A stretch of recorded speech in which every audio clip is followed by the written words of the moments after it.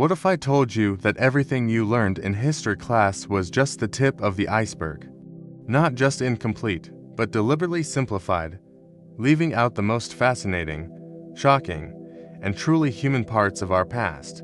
Textbooks give you the what, but they rarely give you the why, and they almost never show you the messy, incredible, and sometimes downright bizarre reality of how we got here. Today, we're pulling back the curtain on the history you were never taught. We're not just filling in the gaps, we're revealing a completely different picture, and trust me, by the end of this, you'll question everything you thought you knew. Let's start with a name you definitely know, Napoleon Bonaparte. The military genius, the French emperor, the short guy with the complex, right? Well, that last part is a complete myth, a piece of British propaganda that has lasted for centuries. Napoleon was actually of average height for his time. The British press mocked him as Little Boney to diminish his formidable reputation. It was a psychological attack, and it worked so well that we're still repeating it 200 years later. It shows how powerful a simple lie can be, shaping the legacy of one of history's most influential figures. But Napoleon's height is just a footnote compared to what else is left out of his story. Did your textbook mention Napoleon's scientific expedition to Egypt? It sounds noble, but it was a military invasion disguised as an intellectual pursuit. He brought over 160 scholars, scientists, engineers, and artists, along with his army, and their mission to document, catalog, and essentially claim all of Egypt's knowledge and history for France. This is where the Rosetta Stone was discovered by his troops, the key that would eventually unlock the secrets of ancient hieroglyphs. But here's the twist: the French lost the stone to the British after being defeated. So, the key to Egypt's past ended up in the British Museum, found by the French, belonging to the Egyptians. It's a perfect example of how history is a messy story of conquest, discovery, and cultural appropriation, not just a simple timeline of events. Now, let's journey further back to the majestic Roman Empire. We see images of gleaming marble statues, stoic senators in white togas, and the disciplined legions conquering the known world. But what was it really like to live in ancient Rome? For one, it wasn't white. Those pristine marble statues we admire in museums. They were originally painted in vibrant, almost gaudy colors. Imagine the stern face of Emperor Augustus painted with realistic skin tones, colored hair, and detailed eyes. It's a completely different aesthetic, one that's been lost to time and our own modern tastes for minimalist marble. The classical white we associate with Rome is an accident of history. And life in the city, in all grand philosophy and political debates in the Forum, for the average Roman, it was crowded, noisy, and incredibly smelly. Most people lived in rickety, multi-story apartment buildings called insulae, which were notorious fire hazards and often collapsed. There was no public sanitation system as we know it. People would simply toss their waste out of the window onto the street below. There were laws against it, but they were hard to enforce. Walking through Rome could be a hazardous experience, dodging falling pottery and worse. It's a far cry from the glorious city we imagine, a reminder that daily life for most people throughout history has been a struggle for survival, not a walk through a museum.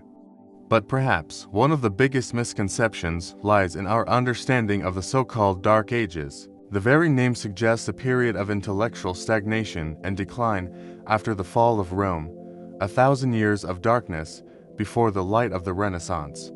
This idea was largely invented by Renaissance scholars themselves, who wanted to emphasize their own rebirth of classical learning by painting a preceding era as ignorant and backward. But it's simply not true. This period was actually a time of incredible innovation and cultural fusion. While Western Europe was fragmented, the Islamic world was experiencing its golden age. Cities like Baghdad, Cairo, and Cordoba were bustling centers of science, medicine, and philosophy. Scholars there preserved and expanded upon the knowledge of the ancient Greeks and Romans, work that would later fuel the European Renaissance. Think about the numbers you use every day. We call them Arabic numerals, and they were introduced to Europe from the Islamic world during this very period. Algebra, advanced astronomy, sophisticated medical procedures, all flourished. Meanwhile, in Europe, monasteries became crucial centers of learning, painstakingly copying and preserving ancient texts that would have otherwise been lost forever. The Vikings, often portrayed as just brutish raiders, were also master shipbuilders, explorers, and traders who established vast networks connecting continents. The Dark Ages were only dark if you refused to look at the vibrant cultures thriving all over the globe. It was a period of transition and transformation, not a void. So, we have propaganda that rewrites a leader's image, a conquest disguised as science, a lost world of color in ancient Rome, and a dark age that was anything but. These are not just fun facts or trivia. Each of these stories changes our perception of the past. It shows that history isn't a fixed, settled narrative written in stone.